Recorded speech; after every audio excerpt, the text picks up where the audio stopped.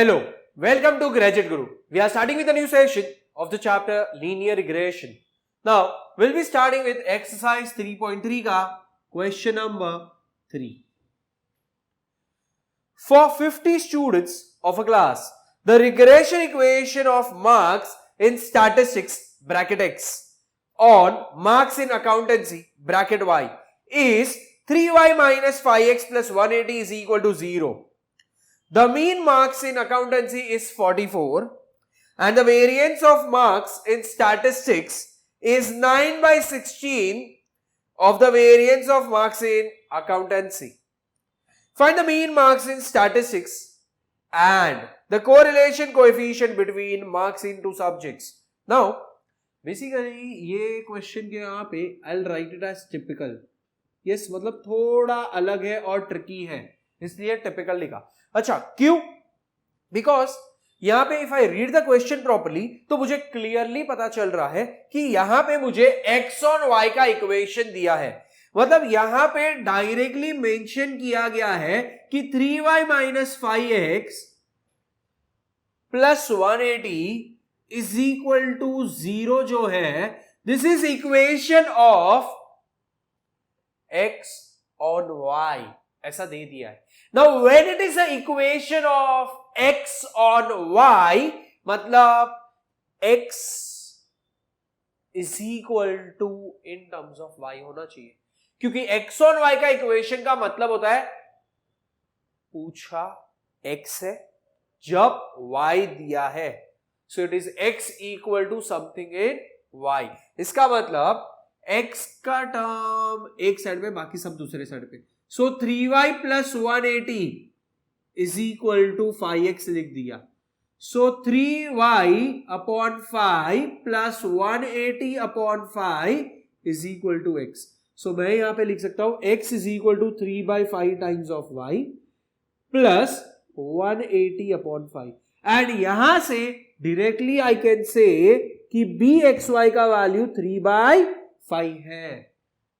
सी यहां पे ये क्वेश्चन में मैंने कोई भी कंडीशन को ऐसा नहीं लिखा y is equal to mx plus c में, नहीं, जरूरत नहीं है, बिकॉज हमारे पास क्वेश्चन में सीधा सीधा बताया गया है it is x on y का इक्वेशन. x ऑन y का इक्वेशन मतलब x on one side, all other terms on other side, and वो भी x का term positive on one side. So ये माइनस था तो मैंने इसको शिफ्ट किया एंड x के टर्म को पॉजिटिव बनाया. वन साइड गॉट x का टर्म इज पॉजिटिव, तो ये y के पहले जो वैल्यू है, this is my regression coefficient x on y, क्योंकि ये x और y का इक्वेशन है, ऐसा उन लोगों ने बताया है. ओके, आफ्टर दिस सो ये मेरा bxy मिल गया. यस, मुझे इन लोगों ने साथ में दिया है mean marks in accountancy, and accountancy को y से डिनोट किया था. So we have over here y bar का value as 44. We have the value as y bar as 44 and साथ में मुझे दिया है variance of marks in statistics, मतलब sigma x square is equal to 9 by 16 of variance of y. So ये हो जाएगा sigma x square upon sigma y square is equal to 9 by 16. सो यहां से मुझे मिलेगा sigma x upon sigma y as 3 upon 4. Yes, यहां से क्या किया, स्क्वायर रूट लिया. So sigma x upon sigma y मिल जाएगा एज 9 का स्क्वायर रूट 3 एंड 16 का स्क्वायर रूट 4. अच्छा, ये क्यों बना? क्योंकि b x y sigma x sigma y इसके बीच में कुछ रिलेशन है in order to get the value of r, and हमें क्वेश्चन में r का वैल्यू पूछा है. So I need to write bxy का एक फॉर्मूला है r into sigma x upon sigma y. Yes, r into sigma x upon sigma y. So यहां पे we will now write it as 3 by 5, ये r into 3 by 4. सो ये 3 upon 5 हो जाएगा.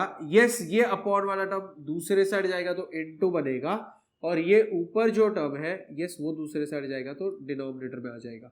This is r. ये और ये cancel, 4 upon 5 is equal to r. So R is equal to 4/5 and R is equal to 0.8. और याद रखना है R का वैल्यू हमेशा -1 और 1 के बीच में ही होना चाहिए. It should not exceed 1. So यहाँ पे we got the value of R. अब सिर्फ ये इक्वेशन में I need to substitute. See y का वैल्यू तो y बार का जो वैल्यू है वही y के जगह पे जाएगा in order to get the value of x, and ये x मिल गया तो वही बन जाएगा मेरा x बार. क्योंकि उन लोगों ने मुझे पूछा है क्वेश्चन में find the mean marks in statistics. So यहाँ पे we write 3 into 44 minus 5x plus 180 is equal to 0. 132 plus 180 is equal to 5x. 312 is equal to 5x आ जाएगा. So 312 upon 5 is equal to x आ जाएगा. ये हो जाएगा 62.4 is equal to x. So x is equal to 62.4. Yes, और ये हो जाएगा marks. So marks in statistics is average marks बोलूंगा. तो ये जो x मिला लास्ट में मैं लिखूंगा therefore x bar is equal to 62.4 marks. Yes, और ये कैसे ढूंढा? ये 312 है डिवाइड बाय 5. सी ये तो सब लोग करते हैं. But what we will do is हम ऊपर और नीचे दोनों टर्म का डबल करेंगे. अच्छा, ऊपर के टर्म का डबल मतलब 624 और नीचे के टर्म का डबल मतलब 10. 624 अपॉन 10 मतलब 62.4. यस, इसलिए मैंने खाली यहाँ पे डबल करके डेसिमल शिफ्ट कर दिया. So this is the way we got this value that is x bar and we got the value of r. So यही चीज पूछा था. Now will make a note of this part.